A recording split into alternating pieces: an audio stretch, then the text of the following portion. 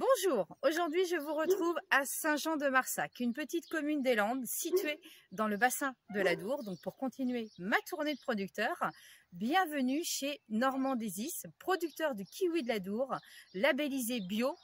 Ce Landais d'origine basque a repris cette production depuis 1998. Dans la région, vous retrouverez plus de 600 producteurs de kiwi. Chez Normand, le kiwi fait partie du label Global Gap. Retrouvons ce producteur passionné. Eh bien, je vous retrouve avec Normand. Bonjour Normand. Bonjour. Merci de nous accueillir dans votre production, votre verger de kiwi. Je vous en prie. Alors, dites-nous un petit peu, donc cette production, donc combien vous avez d'hectares aujourd'hui? Eh bien là, j'ai 16 hectares, donc j'ai déjà commencé en tant que producteur en 98, donc c'est une exploitation que je me suis agrandi en 2019, donc 16 hectares au total. Hein. D'accord, ok, ça représente en production du coup combien de kiwis? Combien de kiwis, plutôt combien de volume de tonnage? Oui, mais une vingtaine de tonnes à l'hectare, donc le calcul est vite fait. Donc, d'accord, ok. Alors dites-nous, toute l'histoire de la production, comment se passe justement toute la production d'un kiwi? Donc vous m'avez expliqué, du coup, ça commence, du coup, alors la récolte, il faut savoir, elle est en novembre. Voilà, la récolte débute en début novembre. Hein. Une fois la récolte terminée, ensuite, bon, on commence les travaux d'hiver, hein, en quelque sorte. Hein. Voilà. La taille, l'attachage qui dure jusqu'en début mars, hein, grosso modo. Hein. D'accord, ok. Et après, donc, justement, la deuxième étape, donc l'arrosage. Alors, même si l'arrosage, on peut dire que ça dure toute l'année, parce que vous m'avez bien expliqué que le kiwi a besoin d'humidité. Voilà, oui. Pas trop d'humidité, pas par excès d'humidité, hein, mais bon, il faut un juste milieu. Voilà. La particularité justement sur les gelées, parce que voilà, c'est vrai, comme vous disiez, pendant 3 ans, il y a eu beaucoup d'inondations dans la région. Donc c'est vrai que vous avez vraiment un travail par rapport aux gelées, justement pour conserver ce bourgeon. Voilà, c'est surtout, bon, principalement au printemps, hein, c'est une mise en route, bon, c'est tout un travail de vigilance à accomplir, hein. D'autant plus que, bon, ce serait dommage de se louper à ce moment-là, parce que bah, on se faire absolument toute la récolte. Voilà, donc là, c'est quelques nuits blanches quand même. C'est quelques nuits blanches, et c'est le cas de le dire, parce que bon, aussi tout est blanc quoi, sur l'exploitation. Voilà, alors là, vous verrez, je vous accompagnerai vraiment de photos avec cette vidéo. Vous voyez vraiment comme voilà, des gelées vraiment autour des arbres, et donc il faut vraiment faire attention. Également, bon, on arrose au moment de la récolte, ça arrive qu'il gèle également, c'est pour protéger le fruit. Hein. Donc, bon, il y a 2 périodes très importantes à faire attention. D'accord. Après, on a donc l'éclaircissement sur les fruits. Voilà, sur les bourgeons hein, également. D'abord les bourgeons et ensuite sur les fruits. Les fruits, bon, c'est sur une période de 2-3 semaines, hein, après la floraison, bien sûr. Hein. Et après la taille d'été, vous m'avez dit. Donc la taille d'été, oui, qui se prolonge jusqu'à la récolte. Voilà, jusqu'à la récolte, tout à fait. Et puis donc la récolte en novembre. Alors, donc le label, comme on a dit tout à l'heure, donc c'est un label global. Oui, c'est enfin un label, c'est des normes Global Gap qu'on appelle des normes européennes, avec un cahier des charges assez volumineux à respecter. Oui. Et donc, depuis cette année, donc la récolte que vous allez avoir au mois de novembre, vous êtes labellisé bio. Voilà, tout à fait. Ok, super. Alors, à côté de ça, vous me disiez la conservation, donc quelqu'un qui veut venir acheter justement du kiwi à la ferme, donc n'hésitez pas. Venez à Saint-Jean-de-Marsac, justement. Vous pouvez, donc il est conseillé de conserver le kiwi à quelle température? Ben, aux alentours des 0,5, 1 degré, mais maintenant, dans un frigo, ça va très bien également, ou bien dans une cave, hein, le plus frais possible. Donc vous pouvez venir chercher vos 5 kilos de kiwi si vous voulez. Vous allez rencontrer Normand et Magali, bien sûr, à la ferme. Avec plaisir. Avec plaisir. Donc, vous pouvez retrouver les kiwis, bien sûr, vente à la ferme tous les jours à partir de 17 h. Vous pouvez également retrouver Magali sur les marchés de Tos, de Souston et de Tyros. Et vous pouvez également les retrouver coopératives. Et également, donc, vous faites des produits un petit peu dérivés, c'est-à-dire tout ce qui est confiture. Tout à fait, confiture, jus, tout à base de kiwi, bien sûr. Hein. Voilà, alors pour tout vous dire, on a goûté à la confiture au piment d'Espelette, donc ça, vous allez pouvoir bien sûr la découvrir dans certaines recettes que je vais vous réaliser, bien évidemment. Donc vous pouvez retrouver donc ces produits dérivés également avec Magali sur le marché, mais également sur certains supermarchés de la région. Eh bien moi, bien évidemment, maintenant, je vais vous mettre tout ça en scène dans quelques recettes. Donc vous allez retrouver bien sûr le kiwi de l'Adour, En attendant, merci Normand pour cette Merci à vous. Eh ben, je vous en prie, en tout cas, c'est magnifique. Venez visiter ce verger, venez acheter vos kiwis ici. Voilà, c'est tout simplement fabuleux. Voilà, c'est vraiment un petit coin de paradis. Et moi, je vous dis à bientôt chez un nouveau producteur. Bonjour à tous, je vous retrouve aujourd'hui pour vous faire les blinis au saumon fumé et kiwi. Donc c'est Kiwi de l'Adour que je vous parle de temps en temps, donc cette production que j'ai rencontrée dans les Landes. Donc ce kiwi un petit peu particulier où vous avez justement une taille de 65 grammes, 75 grammes maximum. Et puis bien sûr la saveur de ce kiwi. Donc Kiwi de l'Adour, c'est dans la région des Landes. N'hésitez pas à en acheter quand vous y allez puisque vous pouvez les conserver facilement 2 à 3 mois dans votre frigidaire. Donc ça, c'est vraiment super. Donc moi d'abord, je vais vous montrer comment faire justement ces blinis. Alors, j'utilise mon cookit, bien évidemment. Alors, dans mon cookit, je vais sur le mode balance et je vais mettre donc 350 grammes de lait. Donc, j'ai mis mon couteau à l'intérieur, voilà, puisque pour tout ce qui est pétrissage, c'est la lame principale. Donc, 350 grammes de lait. Alors, l'avantage sur la balance, c'est que vous pouvez aussi bien peser en grammes, en millilitres, en centilitres. C'est vous qui choisissez en fait.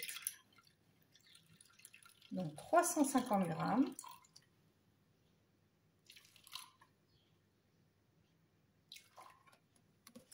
À ça, on rajoute 15 grammes de levure fraîche. Donc vous refaites la tare.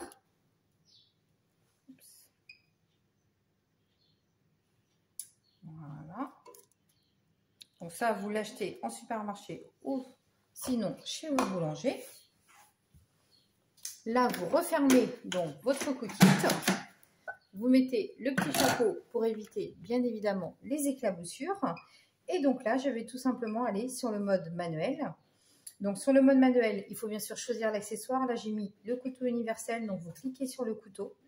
Je vais programmer 2 minutes 30. Donc c'est tactile, facile d'utilisation.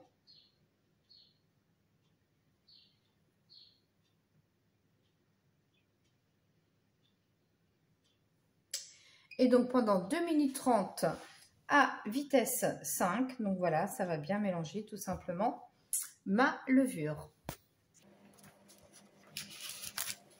Donc pour vous faire voir directement sur l'écran, donc vous voyez, j'ai bien programmé 2 minutes 30, 2 minutes 30 à 37 degrés.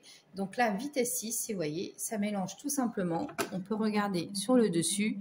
Voilà, ça va mélanger mon lait et ma levure. Donc le cookit a sonné. Donc là, vous déverrouillez tout simplement. Donc la levure, c'est bien mélangé, voilà, tout simplement avec le lait. Donc à ça, je retourne sur mon mode balance, juste ici, et je vais rajouter mes 3 œufs.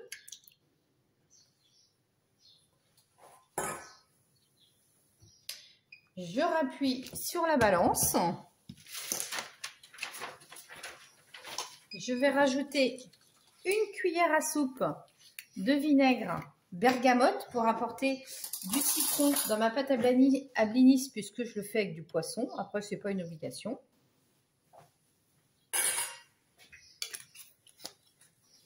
Une pincée de sel rose. Du poivre sauvage de Madagascar. Le mix fraîche, ce mélange d'épices maison, voilà, créé chez Opélélis. Vous mettez une demi-cuillère à café, vous voyez, c'est très coloré. Et à ça, je rajoute 300 g de farine. Donc, vous appuyez sur la tare et vous mettez bien les 300 g de farine directement autour de la lame. Donc là, vous avez vraiment un bol qui est large. Donc, facile d'utilisation. Voilà, 300 g. On ferme le tout et on va pétrir tout simplement pendant 2 minutes. Donc, vous retournez, vous enlevez la température que j'avais mis tout à l'heure. Je reprogramme le temps. Donc, le temps 2 minutes comme je vous disais.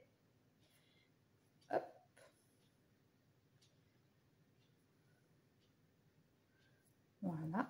Vous allez sur la fonction et vous allez là sur la vitesse 18 et vous faites démarrer. C'est parti.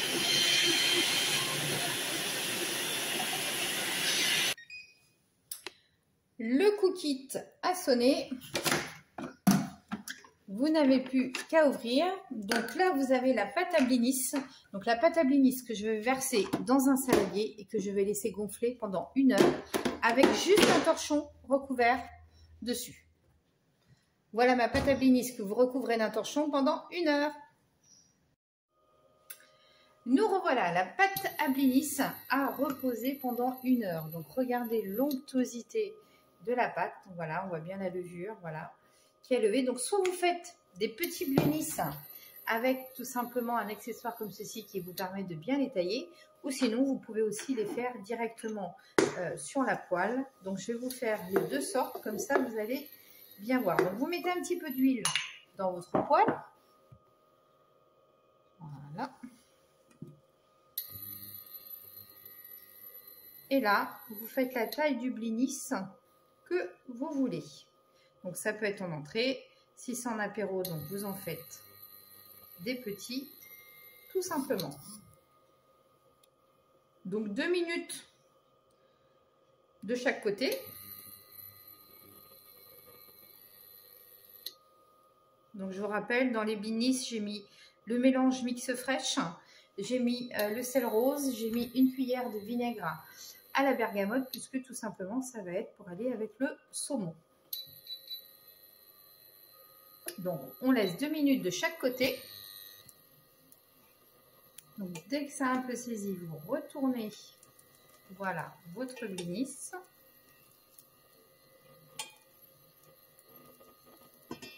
Donc selon comment vous les voulez, un petit peu doré, mais pas trop.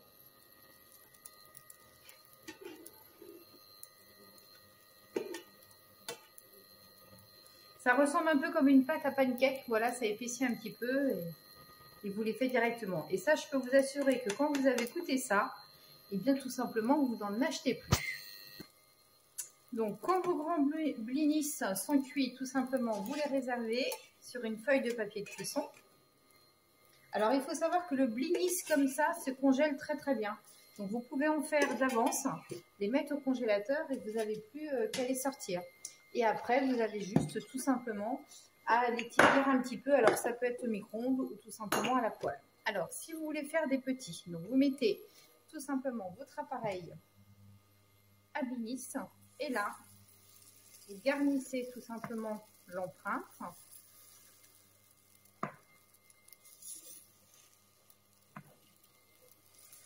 Voilà.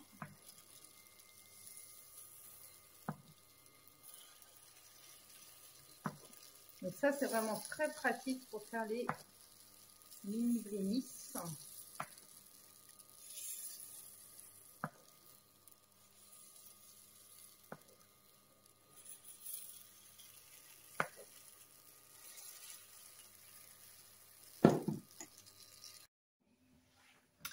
Donc, nos blinis ont reposé pendant 1 heure. Donc là, vous allez les cuire tout simplement 2 minutes de chaque côté. Donc voilà, de façon à faire soit des petits ou soit des plus gros. Voilà, tout dépend si vous voulez le faire en entrée ou si vous voulez le faire, bien évidemment, à l'apéro.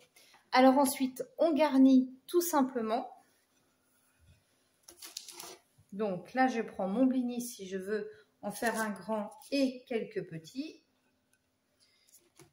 pour vous faire voir. Voilà. Donc là, je mets un petit peu de fromage frais. Alors, ça peut être du fromage frais. Ça peut être également de la crème fraîche entière. Donc après, hein, selon ce que vous avez, vous mettez ce que vous voulez.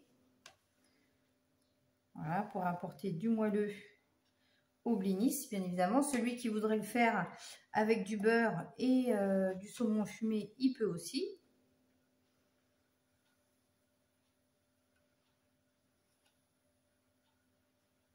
Et donc, on va venir y rajouter le kiwi et le saumon fumé.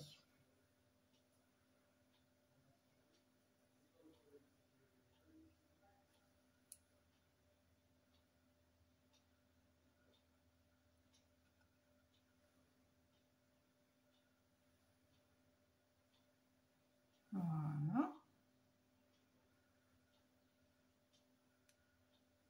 Hop.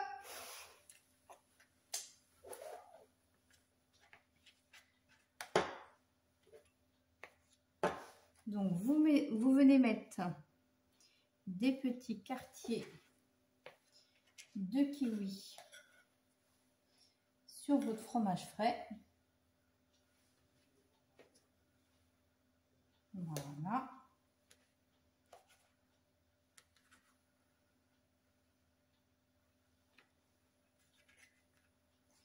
Du saumon fumé.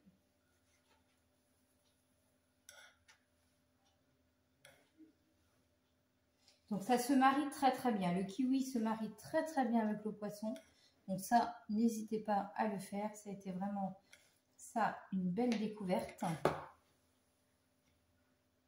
Donc là, quand vous le faites en grand, ça peut être tout simplement des petites lamelles de saumon fumé ou de truite fumée selon ce que vous préférez.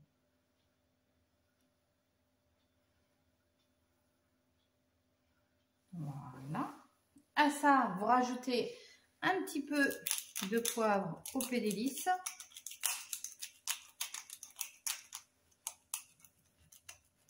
Après, tout dépend si vous assaisonnez ou pas la crème ou le fromage frais que vous mettez en dessous. Et là, vous pouvez mettre tout simplement des petits brins de ciboulette sur le dessus.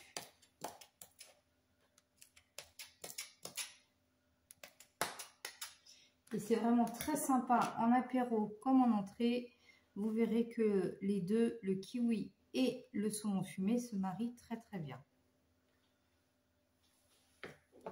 C'est une entrée fraîcheur, donc n'hésitez pas à utiliser les kiwis de l'Adour. Encore une fois, si vous avez l'occasion d'aller dans les Landes, allez chercher ce kiwi qui vient de chez nous, qui est tout simplement succulent. Donc voilà mes blinis. Kiwi, saumon fumé, voilà, c'est tout simplement merveilleux. Eh bien écoutez, moi je vous dis à bientôt pour une nouvelle recette sur la cuisine de Gwen. Bonne journée!